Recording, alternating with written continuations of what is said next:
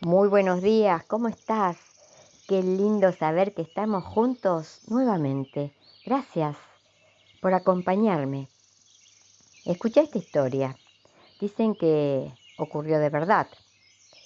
Había un hombre que era muy rico y que le encantaba coleccionar cuadros valiosos de pintores famosos. Así que tenía las paredes de su casa, que era grande y lujosa, llena de pintores famosos, cuadros que valían cada uno mucho dinero. Este señor era viudo y tenía un solo hijo. El tiempo pasó, el niño fue creciendo y un día hubo guerra y el joven tuvo que ir a la guerra. Y el padre vivía muy angustiado pensando en su hijo. Se amaban y les gustaba estar juntos y deseaba que volviera. Pero un día, este hombre viudo recibió la noticia de que su hijo había muerto en batalla. Desde ese día cuentan que nunca más fue feliz, nunca más sonrió. Vivía triste, muy triste. Ya era anciano y mientras estaba sentado una tarde en el hall de su casa, vio a un joven que se acercaba hacia él y le dijo: «Hola señor, usted no me conoce. Yo fui amigo de su hijo, fui compañero en la batalla, en muchas batallas, peleamos juntos. Y él me contó que a usted le gusta coleccionar pinturas de famosos, que ese es su hobby. Y mientras estábamos en el campo de batalla, en momentos de descanso, hice este retrato de su hijo. Mire, aquí está. Y se lo traje porque pensé que a usted le gustaría tenerlo». El padre del joven que había fallecido se emocionó, abrazó al amigo de su hijo, tomó el cuadro y lo puso justo en el lugar más importante de la casa, arriba de la chimenea. No era un cuadro famoso, no estaba muy bien hecho, pero estaba hecho con todo amor. Era el retrato de su hijo. Y con orgullo lo colocó en el lugar más importante de la casa y agradeció muchísimo al joven. Pasó el tiempo, el anciano murió y personas de mucho dinero, personas ricas de todo el mundo, se enteraron de que se iban a subastar las obras de arte de este hombre multimillonario que había fallecido. Y vinieron el día de la subasta. De todos lados empezaron a llegar y empezó la subasta. Y la sala estaba llena de gente multimillonaria, deseosos y apurados por adquirir las valiosas pinturas. Y el subastador dijo: «Vamos a empezar la subasta con el cuadro del hijo», el que estaba sobre la chimenea, el que no tenía ningún valor. Y la gente, los hombres ricos, se empezaron a enojar y a decir: «No, ¿por qué? Nosotros queremos las obras de arte, no nos interesa ese cuadro, es horrible, no lo queremos». Y el subastador dijo: «En el testamento está que se debe empezar por el cuadro del hijo. ¿Quién da $50 por el cuadro del hijo?». Nadie levantó la mano. «No podemos empezar si no empezamos por el cuadro del hijo». Entonces, tímidamente, un hombre al fondo levantó la mano y dijo: «Yo ofrezco $50 por el cuadro del hijo». Todos lo miraron con asombro. ¿Cómo quería comprar un cuadro tan horrible? Y entonces él explicó: «Yo era el jardinero de la casa, conocía a la familia, los quería, amaba al hijo. Yo me llevo el cuadro del hijo». Y entonces el subastador dijo: «¿Quién da 60 70, alguien que dé más.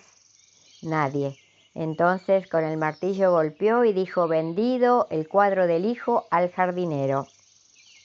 Y a continuación dijo algo que a todos dejó asombrados. Dijo: la subasta terminó.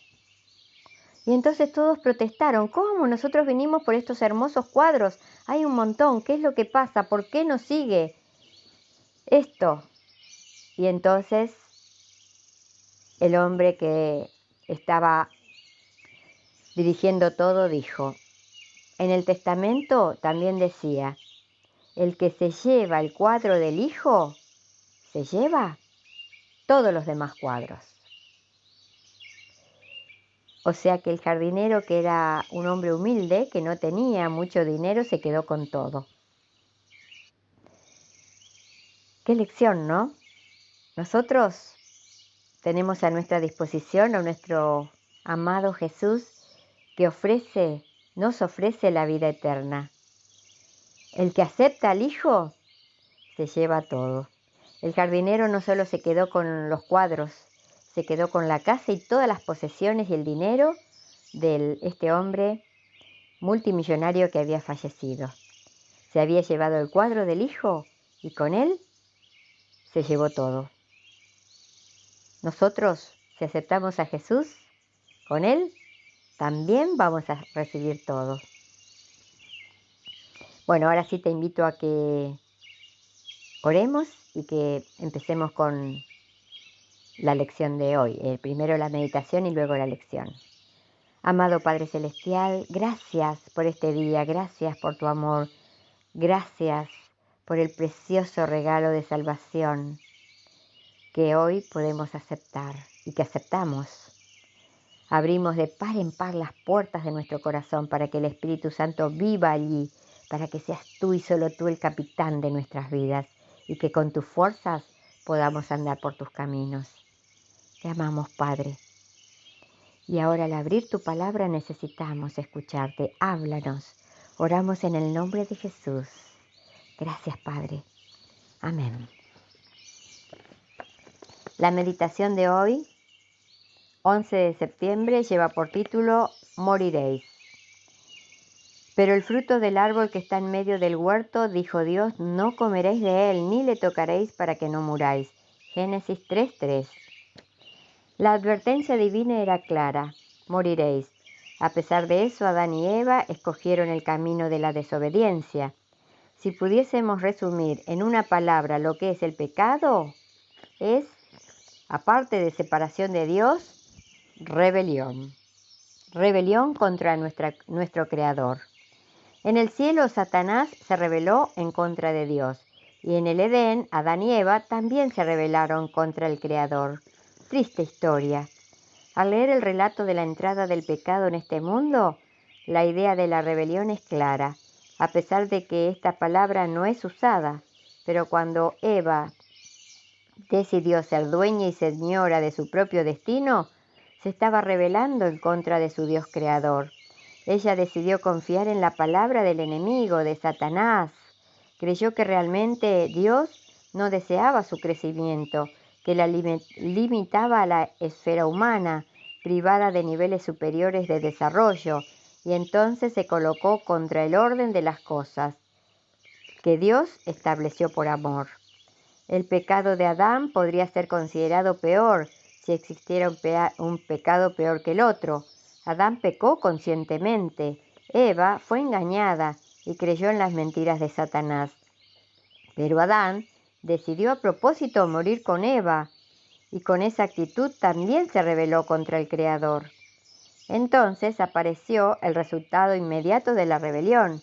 El ser humano empezó a deteriorarse, a descomponerse, a entrar en putrefacción espiritual. La palabra traducida como morir, shachat en hebreo, da la idea de un cadáver que entra en lenta pero irreversible descomposición. Esto empezó a suceder con Adán y Eva.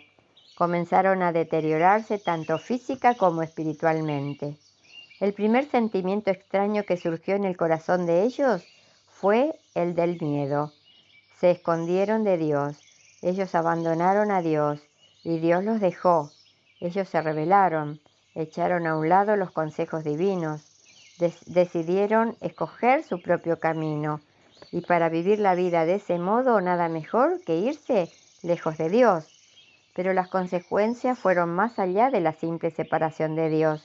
Empezaron a separarse entre sí, comenzaron a discutir, a acusarse, a sentirse solos, tristes y avergonzados.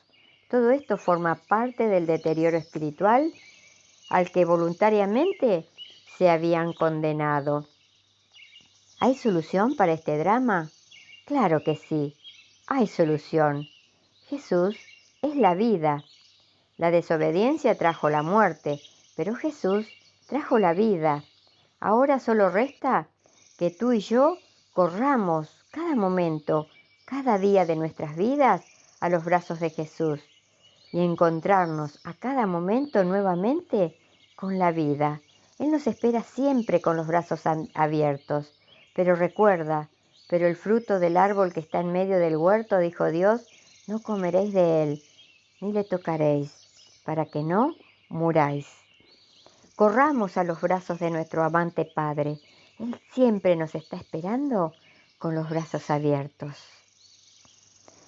Ahora pasamos a la lección de hoy, que lleva por título La hermosura de su santidad. Nos pide que leamos Primera de Crónicas, capítulo 16, versículo del 1 al 36. Después de la lección te voy a mandar el audiolibro, o sea que podés parar en este momento, escuchar el audiolibro de Primera de Crónicas, capítulo 16, versículo del 1 al 36, y después seguir con la lección. Intenta imaginar la escena mientras escuchas, las imágenes solemnes y temibles o festivas y alegres. ¿De qué manera podría ser una combinación de todas ellas? ¿Qué podemos aprender de esta escena sobre la adoración y cómo debemos enseñar e incluso experimentar la adoración? El lugar del culto era el tabernáculo, donde Dios había habitado con el antiguo Israel y donde se les había revelado el plan de salvación. Por ende, Jesús y el plan de salvación deben ser el centro de la adoración y su enseñanza. Todo esto fue prefigurado en el servicio del tabernáculo. Todo lo que Dios haya hecho por nosotros, que merezca alabanza y adoración, no significa nada sin la esperanza de la vida eterna, que nos ofrece su muerte sacrificial y sustitutiva en la cruz. Observa también el eje evangelizador del pasaje. Todo el mundo debía aprender del Dios de Israel. Y presta atención cuando escuches el audiolibro en el versículo de Primera de Crónicas, capítulo 16, versículo 29, que dice: Dad a Jehová la honra debida a su nombre, traed ofrenda y venid delante de él, postraos delante de Jehová en la hermosura de la santidad. La hermosura de la santidad, ¿qué podría significar eso? En primer lugar, piensa en cuán espantoso, dañino y degradante es el pecado. Además, ahora nos resulta difícil imaginar cuán malvadas, terribles y degradantes eran las prácticas de adoración de las naciones vecinas de Israel, prácticas que incluían, entre otras cosas, sacrificios de niños, y sin duda estas cosas reflejaban cómo eran los pueblos que la practicaban. En contraste, el antiguo Israel debía ser una nación santa, apartada de las malas costumbres que los rodeaban. Debían ser santos de corazón y mente. Esto es lo que daba significado y belleza a su adoración delante de Dios. Vez tras vez los profetas se opusieron a los que adoraban al Señor, mientras que practicaban la corrupción y su corazón estaba lejos del Dios creador. Que en este nuevo día que tenemos por delante podamos entender que la única forma en que podamos ser como Dios quiere que sea es pidiéndole que nos dé la mente de Cristo, es pidiéndole que habite en nuestros corazones a través de la presencia del Espíritu Santo en Él, que more en nosotros. a través del Espíritu Santo, para que así nos ayude a morir al yo, al egoísmo, a la envidia, al orgullo, a todos esos sentimientos que nos alejan de nuestro Dios creador y de nuestro prójimo. Que podamos así con sus fuerzas, Él viviendo en nosotros, andar en sus caminos, para poder realmente permitir que nuestro Dios viva y actúe en nosotros y que otros al vernos puedan verlo a Él, para que podamos ser bendición a otros, para que podamos guiarlos hacia el amor incomparable, inmenso y eterno de nuestro Dios Creador, que quiere compartir la vida eterna con vos y conmigo. Espero que tengas un maravilloso día lleno de la paz de nuestro Dios Creador. Y recuerda, Jesús ya está viniendo para llevarnos a casa. Somos peregrinos, no pertenecemos a este mundo. Por eso, si oyes hoy su voz, por favor, no endurezcas tu corazón.